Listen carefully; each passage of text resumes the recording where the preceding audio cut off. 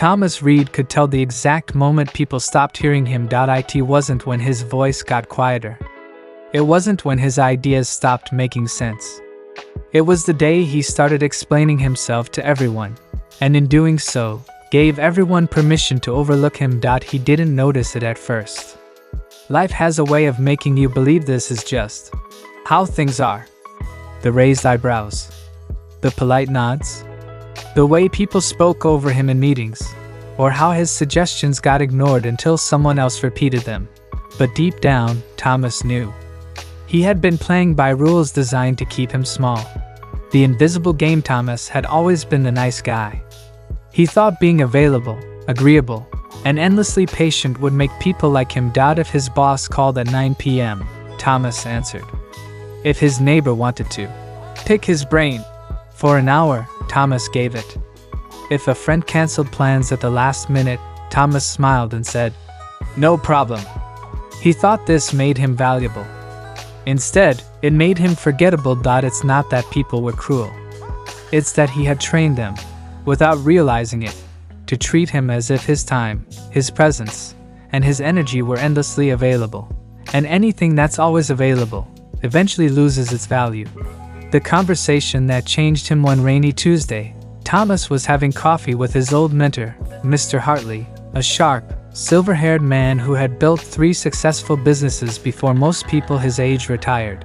Hartley sipped his black coffee, studying Thomas with that piercing look that made you feel seen and measured at the same time.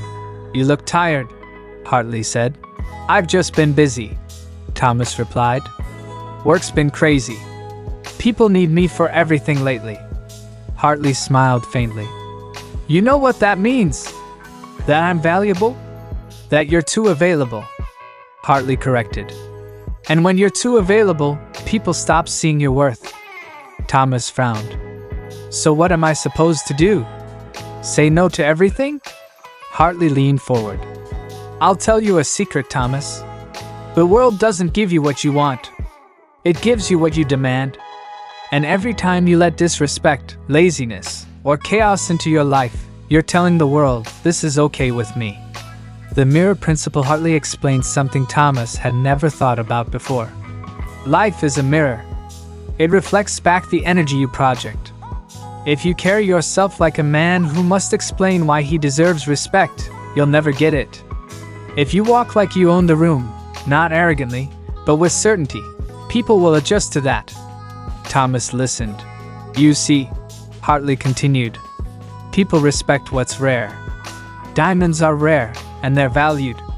Your presence, your time, your attention, they're diamonds. But if you hand them out like candy, they'll be treated like candy. Sweet for a moment, then forgotten." The words hit Thomas hard. He realized he had been living as if he needed to earn a place at every table. Drawing the line that night, Thomas sat at his kitchen table, the rain still falling outside, and wrote down 3 questions. 1. What will I no longer tolerate from others? 2. What will I no longer tolerate from myself? 3. What is non-negotiable in my life? His answers were short but sharp. Disrespect is out. Broken promises, even my own, are out. My peace, my goals, and my self-respect are untouchable. He realized that standards aren't suggestions. They're laws. Laws for how the world is allowed to interact with you. The first test. It didn't take long for life to test him. The next morning, his coworker, Greg, asked Thomas to help finish a report Greg had procrastinated on. Before, Thomas would have said, "Sure, no problem." This time, Thomas said, "Greg, I can't take this on. I have my own deadlines." Greg blinked, surprised. But then something unexpected happened. He didn't argue. He just said, "All right," and walked away. That tiny moment felt like a shift in the air. The energy shift. Over the next week, Thomas started moving differently. He stood taller. He slowed down when he spoke. He stopped explaining himself so much. He didn't ghost people, but he became intentional about when and where he showed up. He answered calls when he was ready, not the second they came in. He declined meetings that didn't need him, and he noticed something almost magical. The less available he was, the more people seemed to respect his time. It was as if by raising his standards, the world recalibrated around him. Absence as a tool. Hartley's words echoed in his mind. Presence can create desire, but so can absence. Thomas started practicing what Hartley called strategic absence. He skipped one weekly meeting where he was usually the quiet observer. The next time he attended, people actually listened when he spoke.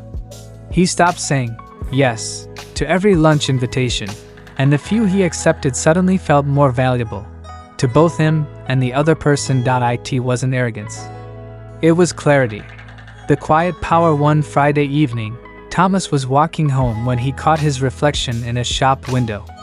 He barely recognized himself. Not because his appearance had changed, but because his energy had. He wasn't shrinking anymore. He remembered something Hartley had told him. The strongest people in any room aren't the loudest. They're the ones whose presence you feel before they even speak. And for the first time in years, Thomas felt like that man. End of part 1. Part 2. Thomas learns the 3 invisible signals that tell the world how to treat you, and how to change them instantly. Part 2. The silent language of power. Thomas didn't say a single word when he walked into the conference room that Monday morning. Yet somehow, heads turned. People moved slightly in their seats. The chatter dropped. It wasn't because he was wearing a new suit, or because he was suddenly taller. It was because something about him had changed, something people couldn't quite name, but could feel. The signal. A week earlier, Hartley had told him, "People read you before they hear you." Thomas thought it was just a figure of speech. But now, as he stood at the edge of the long table waiting for the meeting to start, he understood. It wasn't about being loud or making an entrance. It was about the signal. Every person carries an invisible broadcast, a feeling they give off before they even speak. Some project doubt, some project neediness, some project quiet certainty. And the world responds to that broadcast before it responds to your words.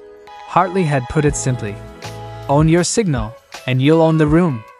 From scattered to certain before, Thomas's energy had been scattered. He'd walk into a room wondering if he belonged there, if he was saying the right things, if he was coming across the right way. His mind was filled with second guessing, but Hartley had challenged him. Stop asking yourself if you belong. Decide that you do. Thomas realized that people don't follow the person with the most words. They follow the one with the most certainty. Certainty in who they are. Certainty in their value. Certainty in where they're going. That certainty wasn't something you could fake for long. It had to be real. And it started with the conversations you had with yourself when no one was watching. A new practice. Thomas began a new morning ritual. Before checking his phone, before reading emails, he stood in front of his bathroom mirror and asked himself, how would I walk if I already knew I was the man I want to be? He practiced holding his posture upright but relaxed. He practiced making eye contact with himself. Steady. Not forced. He practiced moving slower, not rushing his actions. It felt strange at first, like pretending. But within days, it started to feel natural. And once it felt natural, it became his new signal. The first real test. That Monday meeting was his first chance to see if it worked. Before, he'd rushed to sit down, open his notebook, and look busy. Now, he walked in calmly, unhurried, making eye contact with a few people without forcing a smile. He pulled out his chair slowly, sat back, and waited. He didn't fidget. He didn't fill the silence. He simply existed, grounded, steady. It was subtle, but the effect was instant. People seemed to lean in, as if waiting for him to speak. The shift in perception. After the meeting, a colleague named Carla caught up to him in the hallway. "Hey," she said, "were you always this confident? I mean, I've worked here with you for 3 years, but you seem different lately." Thomas smiled. "Just clearer on a few things," he said. He didn't explain further. He didn't need to. That was another thing Hartley had taught him. Explaining too much drains your power. Unapologetic confidence. That week, Thomas stopped apologizing for things that didn't need an apology. He stopped saying, "Sorry to bother you." In emails. He stopped adding, "If that's okay." To the end of his suggestions. He realized that every unnecessary apology was a subtle way of asking for permission to exist. And when you ask for permission, you train people to think they have the right to give or take it. Instead, he replaced apologies with direct, respectful statements. I'll handle this. Here's my recommendation. I'm not available at that time. Let's choose another. Making people uncomfortable. Hartley had warned him that confidence, real confidence, sometimes unsettles people. Some will lean in, Hartley had said, and some will pull back. Let them. You're not responsible for managing their feelings about your strength. Thomas experienced it firsthand at a client lunch. When he held eye contact and spoke without rushing, the client across from him shifted in their seat, as if unsure how to respond. A few months ago, Thomas would have softened his tone, made a joke, or filled the silence to make the other person comfortable. This time, he didn't. And by the end of lunch, that same client shook his hand and said, "You're exactly the kind of person we want to work with." The prison of approval. Walking home that evening, Thomas thought about how much time he had spent seeking approval before making decisions. Every yes he'd given when he wanted to say no. Every laugh at a joke he didn't find funny. Every time he made himself small so others wouldn't feel small in comparison. He understood now that this was a kind of prison, a prison built out of his own need to be liked. And the key to escaping it was simple: stop living to make others comfortable. Owning the room without a word. By the end of the week, Thomas had learned something profound. You don't have to raise your voice to raise your value. You don't have to be the loudest to be the leader.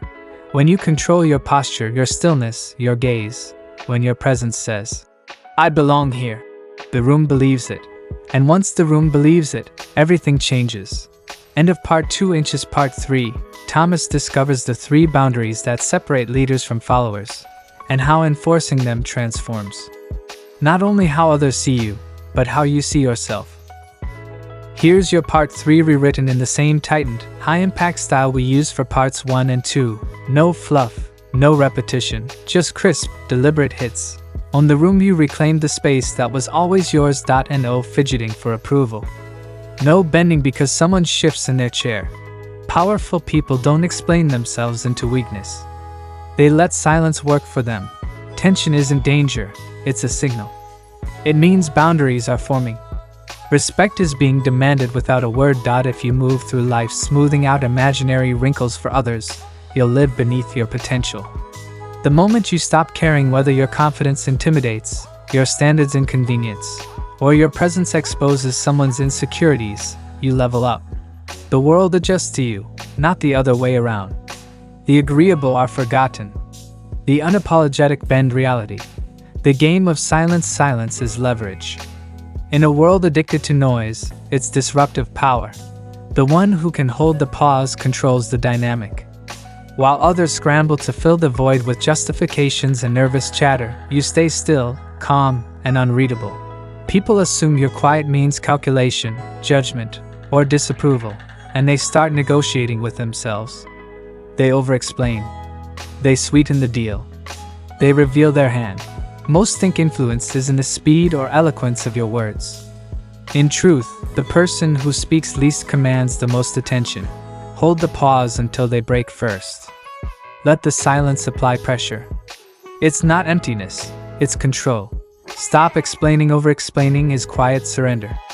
Every extra word says, "I need you to understand so I can be valid." Strong people don't plead for acceptance. They don't dilute their decisions with disclaimers. Their presence is explanation enough. The more you justify, the more you invite negotiation. Remove that option. Boundaries are not discussion topics. A decision is enough. A boundary is enough. Clarity is enough. When you stop explaining, conversations end sooner and respect deepens. You move from defending yourself to owning yourself. Walk away. Power, the strongest leverage. The willingness to leave, without threat, without drama, without delay. If you can't walk away, you've already given up control. Attachment leaks desperation, and people can smell it. Detachment isn't coldness, it's clarity. You can love deeply and commit fully, but still be ready to leave anything that violates your standards or peace. The moment others realize you're not afraid to go, the dynamic flips. You stop chasing. You start choosing. Those who can walk away are the ones no one wants to lose. The certainty principle: the world follows certainty, not truth. Confidence beats credentials. Conviction beats proof. People lean toward whoever believes most strongly in their own position. Certainty feels like leadership. It makes others second-guess their doubts. It silences opposition. The hesitant invite resistance. The certain pull others into their orbit. Perfection isn't required, belief is. The room doesn't wait for the most correct person to lead. It waits for the one who looks like they already are. La Temable, Part 4, Mexico City, 1888. By the start of the summer, the streets around Guadalupe Martinez's small boarding house had begun to feel different. People whispered more. Neighbors locked their doors earlier. The fruit seller across the street swore he had seen men arrive at midnight with sick-looking children, knocking on Guadalupe's door and leaving without a word. The police kept no record of missing children from those families. In truth, these were not beloved sons and daughters. They were unwanted mouths, abandoned in the quietest way possible. Guadalupe received them with a smile, offering warm broth and a bed. The children rarely stayed longer than a week. One evening, a boy named Raphael arrived, thin as a stick, with hollow eyes that still carried a spark of stubborn life. He asked her, in a small voice, if he could write a letter to his sister. Guadalupe agreed, even giving him paper and ink. But when she read what he wrote, "I am here, please find me," her smile vanished. The next night, Raphael was gone. Her neighbor, Dona Pilar, claimed she heard scratching from the basement all through the night. When she confronted Guadalupe in the morning, Guadalupe's eyes went cold. "You should not listen to things that are not your business," she said. Within a week, Dona Pilar moved away without telling anyone. But rumors spread faster than the summer flies. Mothers began holding their children tighter when walking past the boarding house. And somewhere in the city, an old police inspector named Ortega started collecting the whispers, writing names in a small notebook, names of those who had knocked on Guadalupe's door, and names of those who never came out again. What no one yet knew was that Guadalupe's work was becoming bolder, darker, and she was no longer afraid of being seen. Part 5. The widow's house. Will be the summer of 1889. The name La Temable was whispered in the streets of Mexico City like a prayer people were afraid to finish. But there was one place her name was never spoken, a quiet neighborhood near La Merced, where a black painted house stood behind high iron gates. That was where Guadalupe lived now. She had bought the property from an old widow who vanished just days after signing the papers. Neighbors claimed they saw the widow one last time, standing in her upstairs window, her skin pale and her eyes glassy, as if she already belonged to the grave. Inside, the house was a maze of narrow hallways and shadowed rooms. Curtains were kept drawn, and the smell of earth and rotting flowers lingered in the air. On the second floor, behind a locked door, was Guadalupe's workshop, a table cluttered with jars of strange powders, dried herbs, and small vials filled with red liquid. She told curious neighbors she was making medicines for the poor. But at night, muffled cries sometimes escaped from her home. People swore they saw shadows moving in her yard when no one was there. One evening, a boy delivering bread never came back. His empty basket was found on the front step the next morning. When the police knocked, Guadalupe opened the door with a warm smile and told them she had never seen him. They believed her, or pretended to. The rumors grew darker. Some said she was using the bodies of the dead to make her poison stronger. Others claimed she had a hidden cellar where no one who entered ever walked out. One rainy night, a neighbor heard a loud crash from the house and looked out to see Guadalupe dragging a heavy sack toward the garden. The next morning, the soil was freshly turned. From then on, no one dared to walk past the black-painted house after sunset. Do you want me to continue with Part 6, where her killings become bolder and she starts leaving signs for the police on purpose? Part 6. The final test. The real test is not winning once. It's choosing to keep going every single day. It's easy to feel strong when everything is going right. when the sun is shining, and your plans are falling into place. But strength shows itself in the dark mornings when no one's watching, when there's no applause, no comfort, only you, your will, and the quiet voice in your head asking, "Are you still in this?" You win that battle not by force, but by choice. You choose discipline over mood. You choose action over doubt. You choose persistence over excuses. And one day, without realizing it, you'll look back and see that the enemy you thought you were fighting was never the world. It was your own limitations. And you've broken them. Your journey isn't about proving others wrong. It's about proving yourself right. The battle with yourself will never end, but neither will your strength. Call to action. If this story gave you strength, share it with someone who needs to hear it today. Don't just scroll, act. Subscribe, like, and drop your thoughts in the comments.